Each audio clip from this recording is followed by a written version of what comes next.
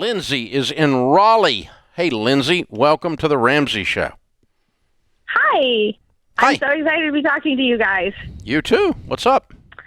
My daughter is about to turn 1, so this is kind of thinking far in the future. Mm-hmm. But you often talk about how more is caught than taught. Mm-hmm. And my husband and I grew up watching our parents put their tithe in the offering plate. And now my husband and I are paying our tithe like once a month online. So I was wondering if you had any ideas short of starting to write checks again. No, I would not do that. Our daughter, Yeah. how that we tithe instead of just talking about it. Well, what I did when, Rachel and Denise, even Daniel, but more Rachel and Denise were 10 or 12, they graduated to sit at the kitchen table when I, in quotes, did the bills. You know what I'm talking about, right? We used to sit down with a stack of bills at the kitchen table with a checkbook. And we had this thing called a checkbook register, and you would balance the checkbook. Now, this is a long time ago. Those young women are in their 30s now, okay? So, but no one does that anymore. I don't balance my checkbook physically anymore. It's done online, obviously. Reconcile my checkbook. You don't even call it balance anymore, probably. But and I don't pay my electric bill with a check anymore. But I remember distinctly Denise, my oldest, the first time she had an aha moment, and it sounds like it's not much money today, but it was a long time ago. I wrote a check for $238 for the electric bill, and she saw the amount, and I used to let them write out the checks, and then I would sign them. So the electric company would get these checks from a third grader. It's fabulous, but they cash, right? So, and I would sign them. And when she wrote out $238, her eyes got big, and she's like, "Oh man!"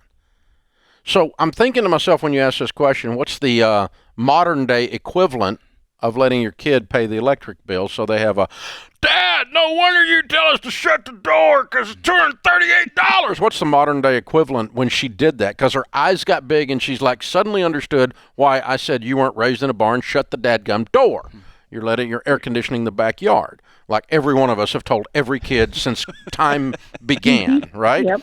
And so, but the little light bulb, no pun intended, went on over her head, and she said, "Okay, this is expensive." Same thing happens with giving when you watched your parents put it in the tray in the offering. Same thing happens with Rachel. She makes when she's doing a talk on giving, she talks about remembering sitting on my knee or sitting beside me in church. We're all dressed up. Back in the day, used to dressed up to go to church. And, she watched me put the physical check in like you're asking about. What's the modern day equivalent of that? I guess it's filling out the little thing online with your keyboard and hitting submit. I can tell you what we do in our house. Okay. And we are intentional about cash because I want them to see it. Mm-hmm. And so we actually do pull out a little bit of money. And sometimes you can do it at a grocery store. You can take $20 or $50 over, and that way you don't have to go to a bank when you're just using your debit card. But we use my kids both have the Ramsey banks here, and it's become so ingrained in our conversation. They know that the giving money. But how do they observe you giving? Oh, that's her question. Okay, gotcha. So we teach them about saving and giving, and they actually put it in the collection plate. But we sit down, and Hank's old enough now. He's 11. He rolls his eyes, but he sits down and watches us pay the bills. And so that's online. He'll watch us click it. He'll show us, look at the budget. Yeah. This is how much we're giving, right? And so the amount and in relation to, especially now that he knows, here's what he gets paid for mowing the yard. Mm-hmm. And that's how much electric cost, and that's how much are given to church, right? Yeah. That's how he starts to see that. But we sit down and he looks at the computer screen with me. It's called teaching them the value of a dollar. Right. It's an old saying that dads used to say in the 50s. And those of us that are throwbacks still say stuff like that. So I think the key here is not overthinking it. Yeah. But however you do it, involve them in that rhythm. Yeah, they need to, because here's the thing. Hank's 11, and he has never, for him to experience a checkbook would be more foreign than for him to experience giving. So let him experience it the way he experiences everything else in his life, which is freaking online. Right.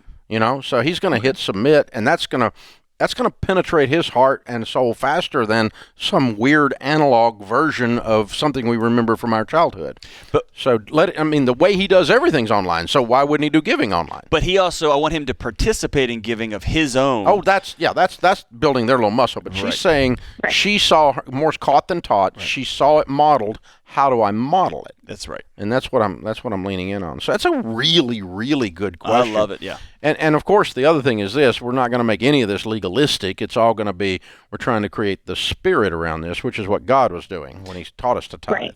And that's where the giving conversation. Also, I bring Hank over and let him see whenever we tip in a restaurant. I want him to see what the bill was and then how much we're tipping. And I'm an obnoxious tip. It's a big deal to me. Those people get treated like trash. And so I want it's giving. Obnoxiously good tipper. Yeah.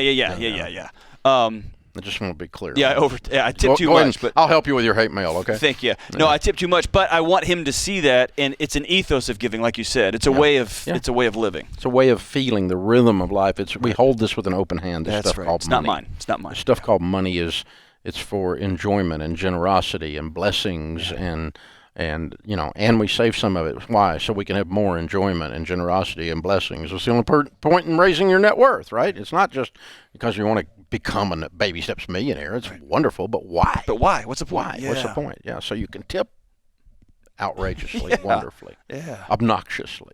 Yeah, that's a great one. I like that. That's a good question, Lindsay. I love that question, Lindsay. So I'd be interested to see, like, Rachel. I wish she was sitting here. I would ask her, because I don't know. I mean, I know they're teaching the kids out of the financial piece how to do the stuff, but I don't know how much they're looking over, like little Amelia's looking over Winston or Rachel's shoulders when they're actually doing their giving, because I'll guarantee you Winston does that online. Oh, yeah. I just wonder in 5-10 years, will you walk through your living room and say, "Hey, Alexa, send the church $1,000? I'm not going to have Alexis do anything in my life. Oh, I'm not. Me neither, brother.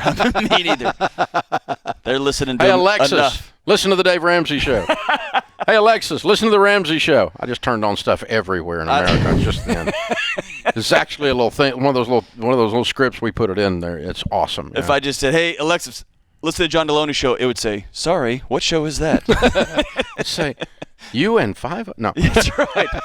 50 million others. I mean, I've never seen anything like your show take off. All kidding aside, you always act like there's 4 people listening when we know there's millions. Our numbers say how popular this show is. But that's a great segue, a great question, because here's the thing. Is there a certain technology that is right or wrong when it comes to handling your money? No, there is not. What you've got to be careful with in your own life and what you're modeling before your kids is, what is it doing to your psyche? Because anytime that the technology makes it easier for you to spend money and your brain does not register the pain, that your pain centers are not activated, that you just did spending, that's called low friction in marketing. And we make it really where you don't feel the pain to buy something, you will buy more of it. Yep. Click, click, click, click, click, click, click, click, click. Prime, delivered tomorrow. We'll deliver it this afternoon on your porch. That's right. We wouldn't want you to be inconvenienced by waiting even overnight. Before the sun goes down, we will bring you stuff. And oh, by the way, did you notice that card that was already registered in your little Prime account just got ding-dinged? Oh, I think I'll take 2. I'll have 3. See, that's a problem. That's a problem.